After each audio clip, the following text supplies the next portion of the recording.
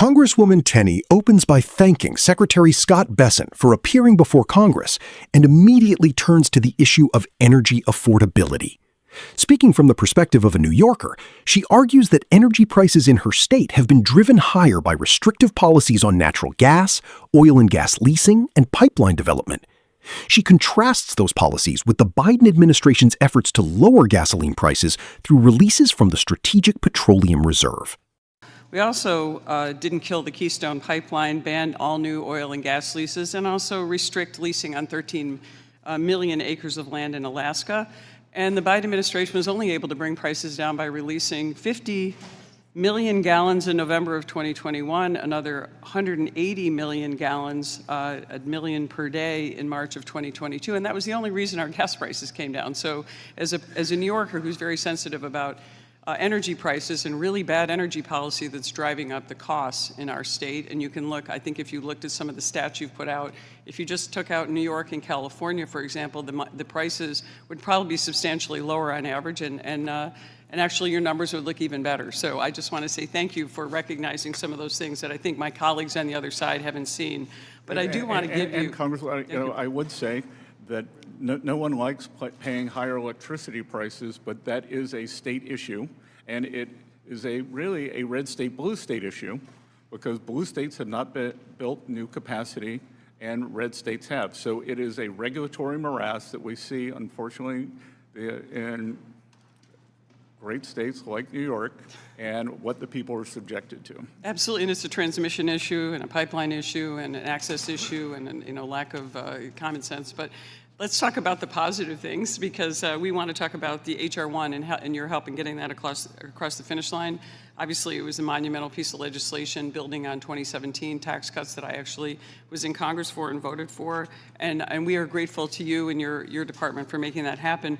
I also want to make sure and recognize, you talked about some permanency today, and I want to make sure that we recognize one of the signature pieces of legislation that I co-authored actually with my colleague, Representative Sewell, and it's the making the new markets tax credit permanent as part of H.R. 1, and that was something we fought hard for, and it was very bipartisan. In my district alone, in upstate New York, which is way up in the rural areas, New York 24 stretches from the St. Lawrence Seaway all the way to the Niagara River. The new markets credit has delivered over $38 million in total project financing, supported by over 350 full-time jobs, and has brought real investment to communities in our region that Washington often forgets, and we appreciate you for that. And the permanency also, it really helps our rural communities, especially low-income neighborhoods, and oddly enough, very similar communities that Ms. Sewell has in Alabama. So we want to thank you for that. And also want to just thank President Trump. The infrastructure's been significant. You talked about permanency and why that's going to be good for our communities. I do want to ask you a little bit, if we could just get into, when it comes to the implementation of new markets, the Community Development Finance program and that fund. Can you just give us an update on that and where we are going to be with that in the future?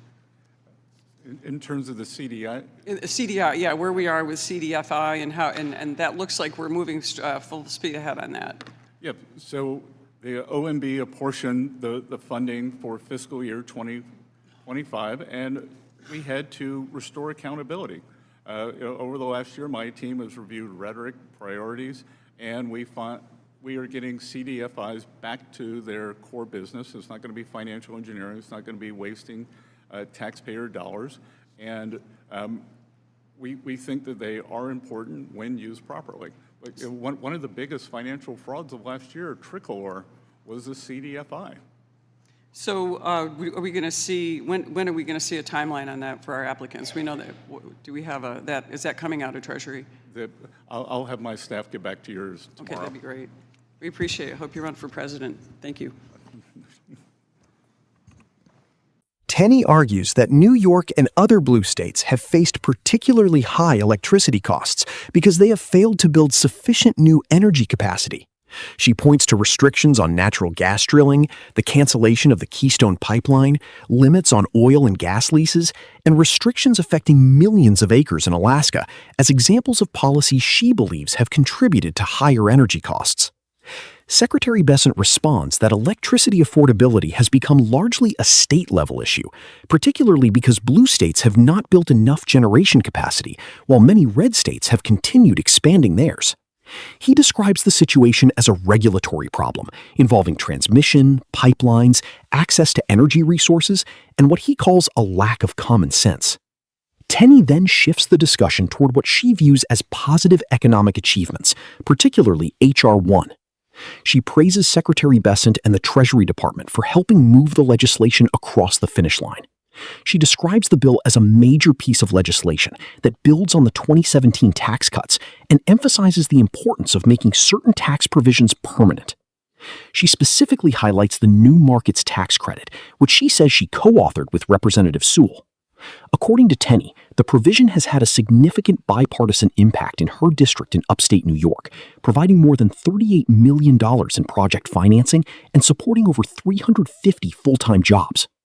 Tenney argues that making the tax credit permanent will provide even greater support for rural communities, low-income neighborhoods, and regions that she believes are often overlooked by Washington.